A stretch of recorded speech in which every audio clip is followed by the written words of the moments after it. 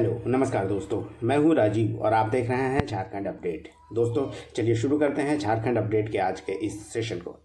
और 16 फरवरी के आज के इस सेशन में झारखंड करंट अफेयर्स में हम लोग इम्पॉर्टेंट प्रश्नों को व्याख्या के साथ देखेंगे।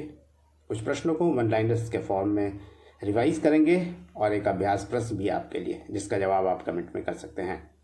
और इसका PDF अवेलेबल हो जाएगा टेलीग्राम चैनल पे, जिसका लिंक अवेलेबल है डिस्क्रिप्शन में, आप इसे ज्वाइन कर सकते हैं। तो आइए बिना देर किए शुरू करते हैं आज के इस सेशन को। और शुरुआत पिछले वीडियो के अभ्यास प्रश्न से। और प्रश्न था लास्ट वीडियो का, झारखंड में अब DGP की नियुक्ति के लिए निम्नलिखित में से किसकी अध्यक्षता वाली समिति गठित की जाएगी? रिटायर्ड हाई कोर्ट जस्टिस, मुख्यमंत्री यानी चीफ मिनिस्टर, चीफ सेक्रेटरी या चेयरमैन UPSC? दोस्तों इसका सही उत्तर है ऑप्शन ए, यानी रिटायर्ड हाई कोर्ट के जो जस्टिस है, रिटायर्ड जस्टिस हाई कोर्ट के, उनकी अध्यक्षता में एक समिति गठित की जाएगी जो झारखंड में DGP की नियुक्ति के लिए जिम्मेदार होगी। यानी इसी अध्यक्षता वाली समिति द्वारा DGP की नियुक्ति झारखंड में अब से की जाएगी। इसके बारे में थोड़ा सा और डिटेल में जान लेते हैं। आपको बता दें दोस्तों, DGP की नियुक्ति के लिए एक नया नियम लागू कर दिया गया है और अब जो DGP की नियुक्ति झारखंड में होगी वो एक स्पेशल कमेटी के द्वारा होगी, जिसके अध्यक्ष रिटायर्ड हाई कोर्ट के जस्टिस होंगे, यानी रिटायर्ड जस्टिस हो गए हाई कोर्ट के। आपको बता दें इस कमेटी में जो सदस्य सचिव होंगे, मेंबर सेक्रेटरी, वो गृह विभाग के प्रधान सचिव होंगे या सचिव या अपर मुख्य सचिव, तीनों में से कोई एक हो सकते हैं। इसके अलावा अन्य मेंबरों की बात करें तो कमेटी के जो अन्य सदस्य होंगे वो चीफ सेक्रेटरी होंगे झारखंड के। इसके अलावा UPSC की ओर से कोई भी एक नॉमिनेटेड सदस्य होगा जो इसका सदस्य होगा। इसके अलावा JPSC के चेयरमैन या उनके द्वारा नॉमिनेट किया गया कोई सदस्य होगा। इसके अलावा रिटायर्ड जो झारखंड के DGP हैं वो भी इसके सदस्य होंगे। अब तक जो व्यवस्था थी आपको बता दें कि जो भी IPS 30 वर्ष की सेवा पूरी कर चुका हो उनके नाम भेजे जाते थे। 3 ऐसे IPS के नाम का पैनल एक UPSC को भेजा जाता था और UPSC ही अनुशंसा करती थी और उसी अनुशंसा को झारखंड सरकार को मानना होता था और DGP की नियुक्ति की जाती थी। और इसमें अब बदलाव कर दिया गया है और एक स्पेशल कमेटी होगी जो रिटायर्ड जो जस्टिस होंगे हाई कोर्ट के, उनके द्वारा उनकी अध्यक्षता में यह नियुक्ति की जाएगी। चलिए दोस्तों, अब कुछ नए प्रश्नों को हम लोग देखते हैं। नए प्रश्नों में आज का जो पहला प्रश्न है, झारखंड के किस संस्थान के 70 वर्ष होने के उपलक्ष्य में आयोजित कार्यक्रम के दौरान मुख्य अतिथि के तौर पर राष्ट्रपति द्रौपदी मुर्मू उपस्थित रही? IIT Dhanbad, NIT Jamshedpur, BIT Sindri या BIT मेसरा? आपको बता दें कि राष्ट्रपति वर्तमान में अभी झारखंड में हैं और BIT मेसरा के 70 वर्ष होने के उपलक्ष्य में वो झारखंड BIT मेसरा में थी, जहां पे वो मुख्य अतिथि के तौर पर उपस्थित थी। 15 फरवरी 2025 को स्थापना दिवस था, जहां पे मुख्य अतिथि के तौर पर राष्ट्रपति द्रौपदी मुर्मू आई थी। आपको बता दें कि बिरला इंस्टीट्यूट ऑफ टेक्नोलॉजी यानी जो मेसरा में स्थित है, उसका 70 वर्ष पूरा हो रहा है जुलाई में और उससे संबंधित प्लैटिनम जुबली सेलिब्रेशन का आयोजन किया जा रहा है, जिसके लिए राष्ट्रपति मुख्य अतिथि के तौर पर झारखंड आई हुई थी। BIT मेसरा के बारे में दोस्तों थोड़ा सा बात कर ले, जो कि रांची में मेसरा गांव में है। ये एक डीम्ड यूनिवर्सिटी है झारखंड का। 15 जुलाई 1955 को उद्योगपति BM बिरला के द्वारा इसे स्थापित किया गया था। और एक और बात बता दें कि मुख्य परिसर तो इसका BIT मेसरा रांची में है ही। इसके अलावा इसका जो और भी ब्रांचेस है वो भारत के अन्य जगहों पर इसके सेंटर्स हैं, यानी कह सकते हैं कि एक्सटेंशन काउंटर्स हैं। इसके अलावा इंटरनेशनल सेंटर्स भी हैं, उसके बारे में भी जान लेते हैं। मेसरा के अलावा लालपुर रांची में है एक सेंटर। इसके अलावा इलाहाबाद, कोलकाता, नोएडा, जयपुर, चेन्नई, पटना, देवघर में भी BIT के जो एक्सटेंशन काउंटर्स है वो बनाए गए हैं। इसके अलावा इंटरनेशनल सेंटर्स भी BIT मेसरा के हैं। बहरीन, मस्कट, संयुक्त अरब अमीरात और मॉरिशस में इंटरनेशनल सेंटर्स भी BIT मेसरा के बनाए गए हैं। इसके अलावा मुख्य परिसर की बात करें तो 780 एकड़ में ये बनाया गया है और जुमार और स्वर्णरेखा नदी के किनारे स्थित है ये, और मेसरा गांव में स्थित होने के कारण BIT मेसरा इसे कहते हैं। प्रश्न नंबर 2 है 38वें राष्ट्रीय खेल में झारखंड ने कुल कितने पदक हासिल किए हैं? 25, 27, 32 या 37? दोस्तों आपको बता दें कि इस राष्ट्रीय खेल में झारखंड को कुल 25 पदक हासिल हुए हैं। इसके बारे में अभी हम लोग शॉर्ट में जान लेते हैं। एक डिटेल्ड वीडियो मैं ज़रूर बना दूंगा इसके लिए, जो 38वें खेल पे से संबंधित होंगे और झारखंड के कौन कौन से खिलाड़ी गोल्ड मेडल जीत चुके हैं, इसके अलावा सिल्वर मेडल और ब्रॉन्ज मेडल कौन कौन से खिलाड़ी किस किस खेल के लिए पदक जीते हैं, वो भी मैं बताऊंगा। आपको बता दें दोस्तों, 38वां जो राष्ट्रीय खेल हुआ उसमें अगर हम टैली की बात करें, मेडल टैली के, तो पहला स्थान था सेना का, यानी सर्विसेज स्पोर्ट्स कंट्रोल बोर्ड, जिसे शॉर्ट में SSCB कहते हैं। कुल 121 पदक हासिल हुआ है SSCB को, जिसमें 68 स्वर्ण पदक हासिल है, 26 रजत पदक और 27 कांस्य पदक। इसके अलावा SSCB शीर्ष स्थान पर तो रहा ही, इसके अलावा राजा भालिंद्र सिंह ट्रॉफी भी हासिल हुआ SSCB को, और ये 5वीं बार हासिल हुआ है SSCB को राष्ट्रीय खेल में राजा भालिंद्र सिंह ट्रॉफी। अब सवाल उठता है कि ये ट्रॉफी आखिर में क्यों दिया जाता है? दोस्तों आपको याद रखिएगा, जो भी राष्ट्रीय खेल में सबसे ज़्यादा स्वर्ण पदक जीतता है, ये भी याद रखिए कि जो स्वर्ण पदक सबसे ज़्यादा जीतता है, पदक जीतने वाले नहीं बल्कि स्वर्ण पदक जो सबसे ज़्यादा जीतता है, उसे राजा भालिंद्र सिंह ट्रॉफी से सम्मानित किया जाता है राष्ट्रीय खेलों में। अब थोड़ा पदक तालिका को देख लेते हैं एक नज़र में। सर्विसेज, जैसा कि मैंने बताया, 121 कुल पदक हासिल हुआ है सर्विसेज को, जिसमें 68 गोल्ड, 26 सिल्वर और ब्रॉन्ज 27 है।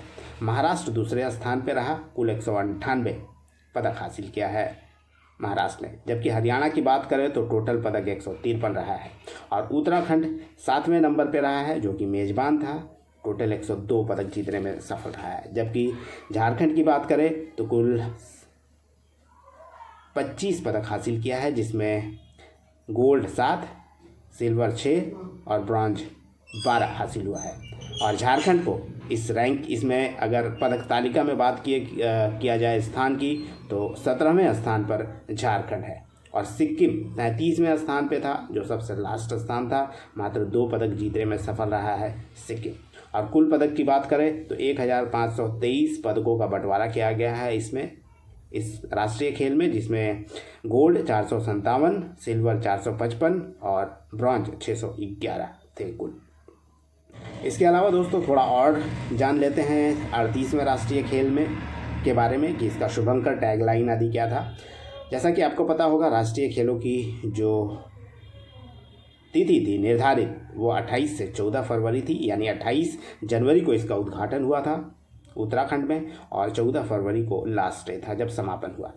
शुभंकर था 38वें राष्ट्रीय खेल का मौली या मोनाल, जो कि उत्तराखंड का राज्य पक्षी है, और टैगलाइन था इस राष्ट्रीय खेल का संकल्प से शिखर तक।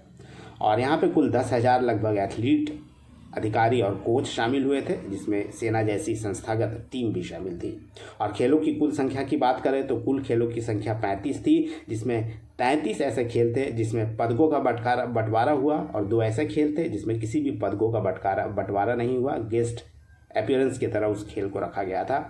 योग को भी शुरू में गेस्ट अपीयरेंस की तरह ही कह सकते हैं कि रखा गया था, यानी बाद में इसे मेडल टैली में शामिल कर लिया गया है, और गेस्ट स्पोर्ट्स की तरह इसे शामिल किया गया था शुरू में।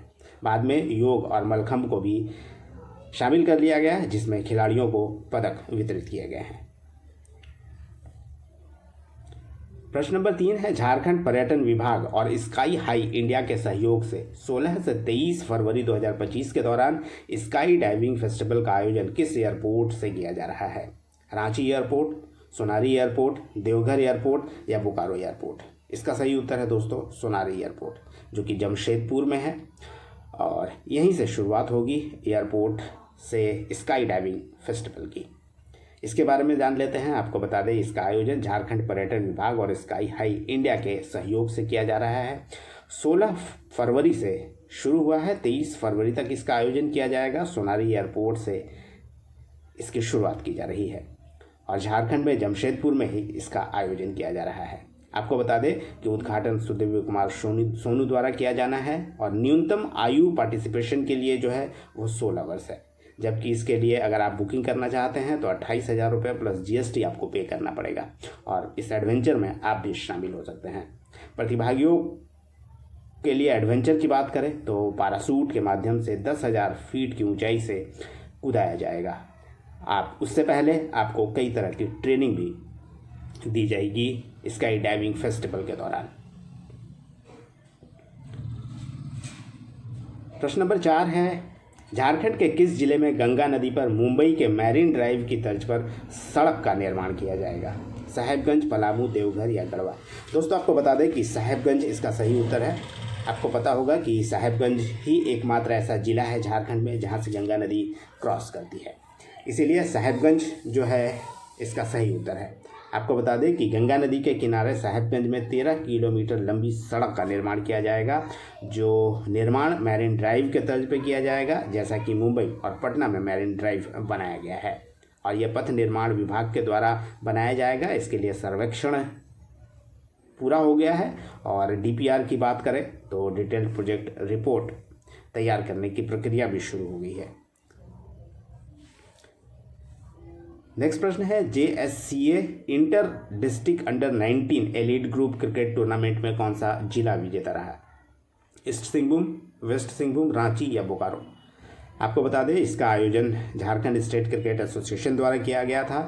अंतर जिला क्रिकेट टूर्नामेंट था अंडर 19 का और इसमें जो विजेता टीम रही है ये रांची रही है और वेस्ट सिंहभूम को रांची ने हराकर यह प्रतियोगिता जीत ली है।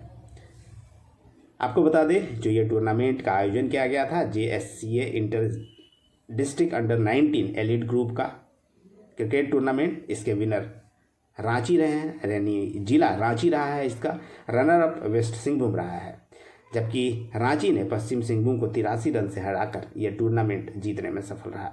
वहीं man of the match, final match की बात करें तो नितिन पांडे रहे हैं जो कि रांची के ही थे और रांची में ही इसका आयोजन किया गया था। मुख्य अतिथि के तौर पर अखिलेश कुमार झा जो कि IG हैं रांची के पुलिस, और उन्होंने विजेता और उपविजेता टीम को ट्रॉफी प्रदान किया। और इस मौके पर JSCA के अध्यक्ष संजय सहाय और झारखंड अंडर 19 सिलेक्शन कमेटी के वर्तमान में जो चेयरमैन हैं सौरभ तिवारी, ये वहाँ पे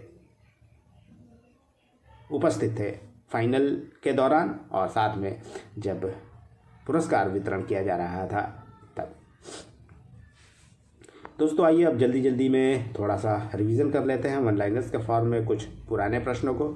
झारखंड में परिशोधन पोर्टल किस उद्देश्य से खोला गया है? आपको बता दें रैयतों की जमीन विवाद से निजात दिलाने के लिए इसकी शुरुआत की गई है, यानी इस पोर्टल को लॉन्च किया गया है। झारखंड के एकमात्र सांसद जिन्हें नीति आयोग में सदस्य बनाया गया है। आपको बता दें कि झारखंड की एकमात्र सांसद अन्नपूर्णा देवी हैं जो कोडरमा से सांसद हैं, वर्तमान में केंद्रीय मंत्री भी हैं, महिला एवं बाल विकास मंत्री। उन्हें नीति आयोग में शामिल किया गया है, सदस्य के रूप में शामिल किया गया है। विधानसभा चुनाव में हेमंत सोरेन के प्रस्तावक कौन थे जो चर्चा में रहे हैं? आपको बता दें ये मंडल मुर्मू हैं जो प्रस्तावक बने थे और सिद्धू कानू के वंशज हैं ये मंडल मुर्मू।